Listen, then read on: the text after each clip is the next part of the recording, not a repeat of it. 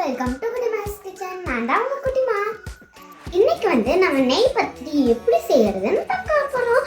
வாங்க வீடியோக்குள்ள போலாம். 2 கப் அரிசி மாவு எடுத்துருக்கேன். கொஞ்சம் உப்பு ஆட் பண்ணிக்கலாம். ஒரு மீடியம் சைஸ் தேங்காய், ஒரு வெங்காயம், கொஞ்சமாக ஜீரகம் எல்லாத்தையும் மிக்சியில் போட்டு அரைச்சிக்கலாம். தேங்காவை அரைச்சாச்சு. இப்போ மாவில் ஊற்றிக்கலாம். இப்போ இதை பிணைஞ்சு எடுத்துக்கலாம். இப்போ இது சாஃப்டாக நல்லா பிணைஞ்சாச்சு.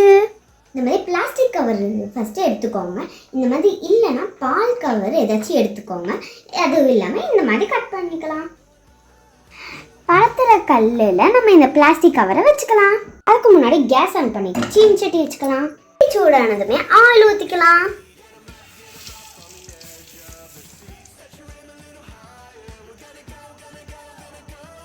இந்த மாதிரி கொஞ்சமாக மாவு எடுத்து இந்த மாதிரி ரவுண்ட் பண்ணிக்கோங்க.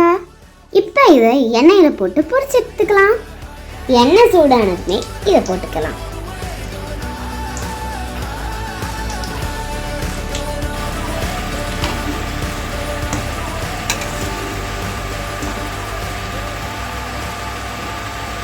சரி, நல்லா வெந்துருச்சு. இப்போ எடுத்துக்கலாம்.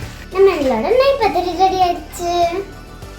இதை நீங்கள் beef gravy, mutton gravy, beef chukka இது எதில் வேணாலும் இதை வச்சு சாப்பிட்டுக்கோ பாருங்க.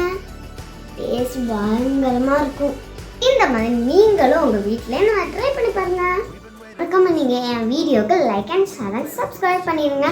மறக்காமல் உங்கள் ஃப்ரெண்ட்ஸ் அண்ட் ஃபேமிலிக்கு எல்லாத்துக்குமே அனுப்பிவிட்ருங்க.